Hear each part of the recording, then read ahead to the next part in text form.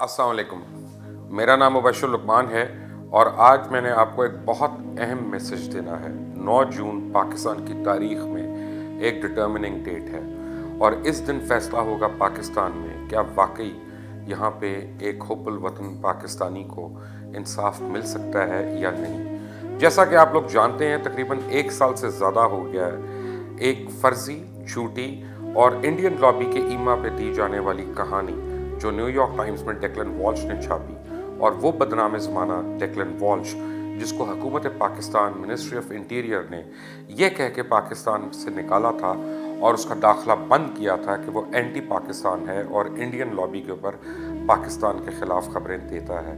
उसकी एक खबर आने पे 3 घंटे के अंदर FIA ने जिस तरह से यानी एग्जैक्ट के दफातर को बंद किया, उसके बाद बोल के दफातर को बंद कराया गया, उसका लाइसेंस कैंसिल कराया गया और हज़ारों पाकिस्तानी यूथ जो है, जो कि IT स्पेशलिस्ट थे, मैनेजमेंट स्पेशलिस्ट थे, MBA किया हुआ था डिफरेंट यूनिवर्सिटी से, अमेरिकन यूनिवर्सिटी से, ब्रिटिश यूनिवर्सिटी से, वो लोग एकदम से उनके घरों के चूल्हे बंद होना शुरू हो गए।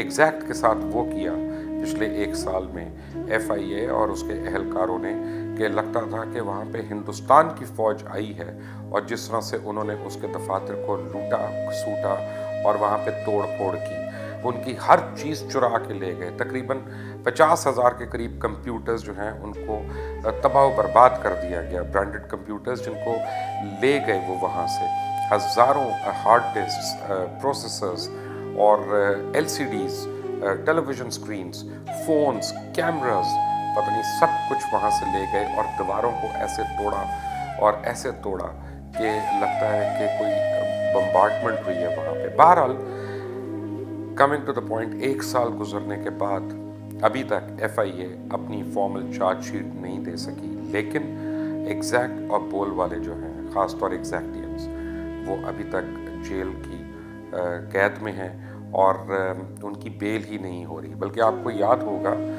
टेलीविज़न प्रोग्राम में मैं वक्तन फ़वक्तन बताता रहा हूँ, अभी तक तकरीबन 16 जजेस बदल चुके हैं, पता नहीं कितने वकील बदल चुके हैं। ऐसे भी जजेस आए जिन्होंने कहा नॉट बिफोर मी, ऐसे भी आए जिनमें से एक ने ये कहा कि जनाब बड़ा हाई प्रोफाइल केस है, मैं बेल कैसे दे दूँ। पाकिस्तान के कानून के तहत जो मुझे पता है, हो सकता है मैं गलत हूँ, आप भी चेक कर लीजिएगा, किसी को 1 साल से ज़्यादा बेल डिनाई नहीं हो सकती। और जब इसी प्ली पे एग्जैक्ट वालों ने अपनी बेल एप्लीकेशन दी तो कुछ अरसा पहले उसके ऊपर फैसला महफूज कर लिया गया। 9 जून वो दिन है कि जब अदालत आलिया ने ये फैसला करना है कि उनको बेल मिलनी है या नहीं मिलनी। 9 जून को हमें पता चल जाएगा हक और बातिल की इस जंग में कौन जीतता है।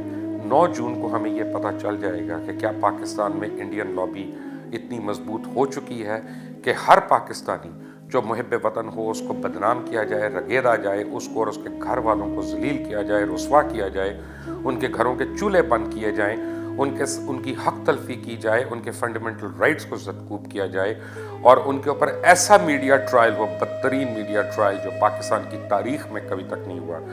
और जितना पाकिस्तान का IT का बिजनेस है, जो मेजर बिजनेस था, वो बेंगलोर चला जाए और यहाँ पे सारे के सारे चुप रहे। इसलिए एग्जैक्ट वालों को और बोल वालों को सज़ा मिल रही है, क्योंकि वो millions and millions and millions of dollars Pakistan में लेके आए और उन्होंने वादा किया था कि 3 साल के अंदर वो $50 बिलियन की सरमायाकारी पाकिस्तान में लेके आएंगे। 1 करोड़ से ज़ायद बच्चों को वो तालीम देंगे।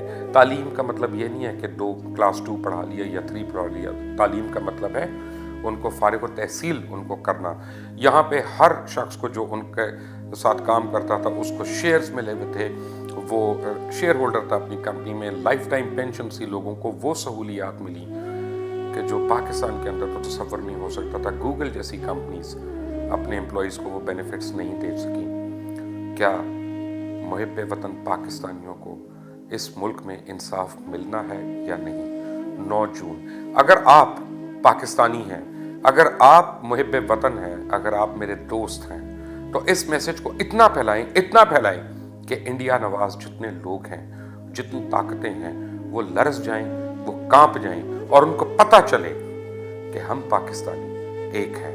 इंशाल्लाह एग्जैक्ट भी आएगा और इंशाल्लाह बोल भी आएगा اور بولے گا. جب وہ بولے گا تو پاکستان کی زبان ہوگی اور پوری دنیا سنے گی.